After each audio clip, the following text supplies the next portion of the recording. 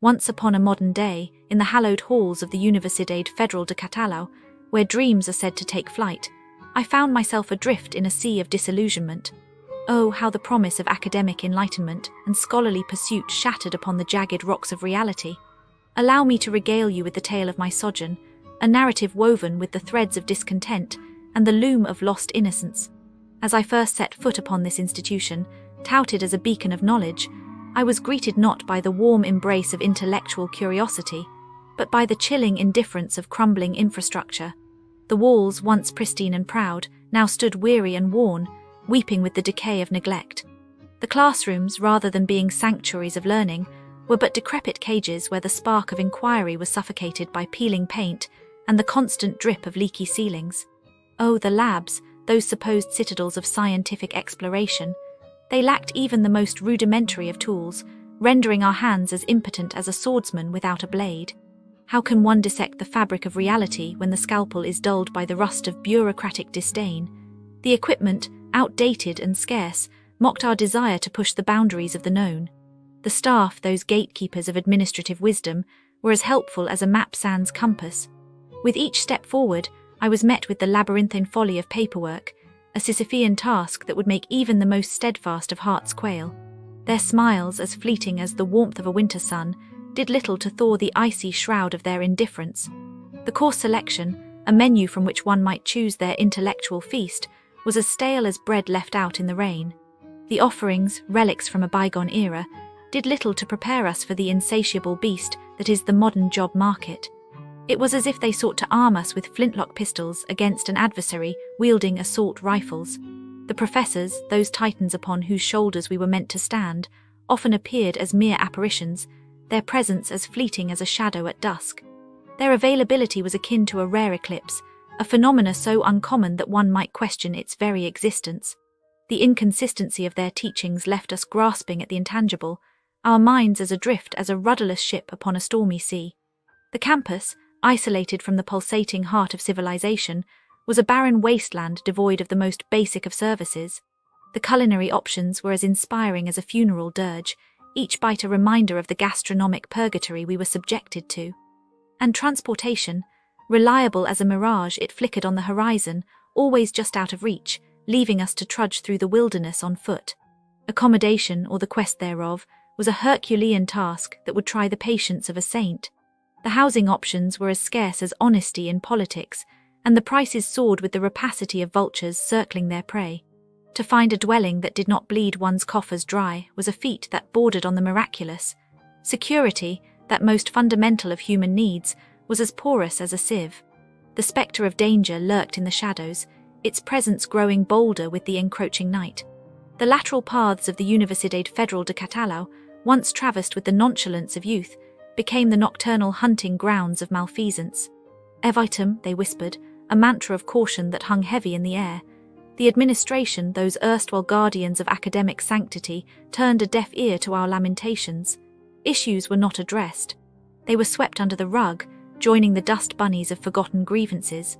The library, once the temple of knowledge, now stood as a mausoleum of neglected tomes, its collection as relevant to our studies as a chocolate teapot. As I walked the hallowed hall, let me paint you a picture of what commerce feels like around Universidade Federal de Catalão. The businesses here do not merely disappoint, they perform an elaborate pantomime of disappointment, like watching a tragedy where every actor forgets their lines, and the audience still has to pay for the ticket. Picture the Paseo das Águas shopping, the only mall that treats parked cars like hostages. On weekends, mothers with strollers become prisoners of concrete, babies crying in 3-hour traffic jams inside the very garage that promised convenience. The security guards play a game called Follow the Student, where your backpack determines how many eyes track your movement through polished corridors. One visitor described being escorted out at closing time while surrounded by dozens of shoppers still browsing. Apparently, melanin works like an automatic eject button in this establishment. Inside, the ice cream kiosks exist as museum pieces. Employees sit beside broken machines with the enthusiasm of museum guards protecting ancient artifacts that lost their function. Children press faces against empty display cases, wondering if chocolate exists only in fairy tales their parents told them. The Uber drivers circle like confused moths, forbidden to enter where taxis roam free.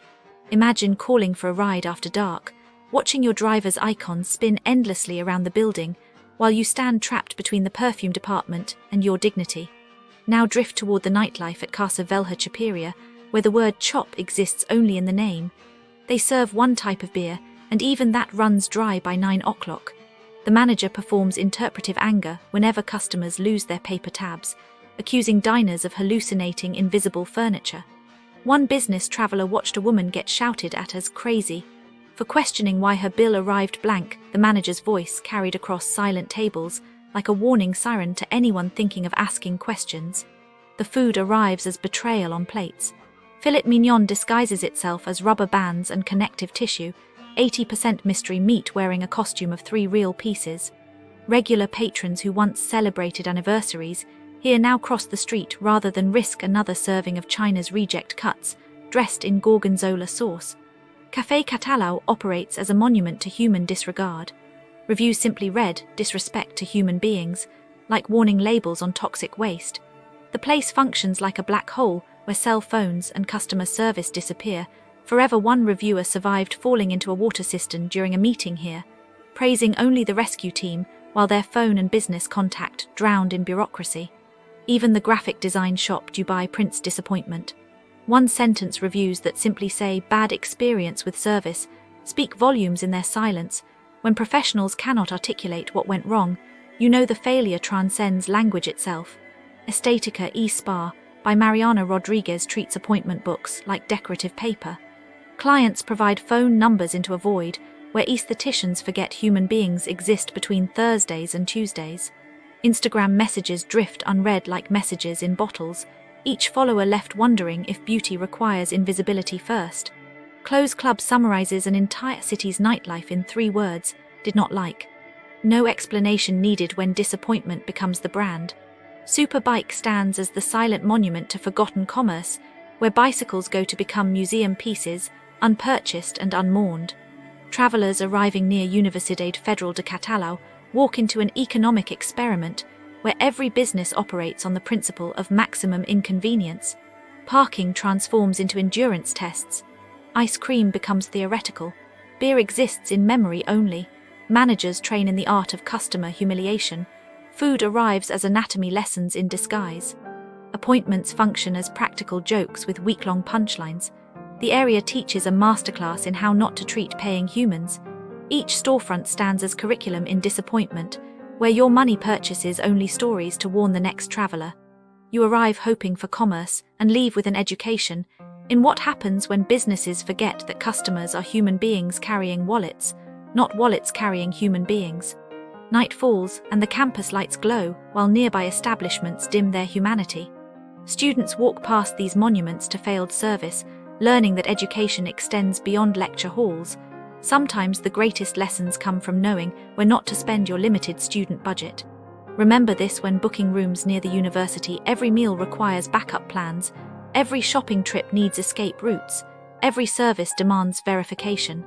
The businesses surrounding Universidade Federal de Catalão do not merely fall short of expectations.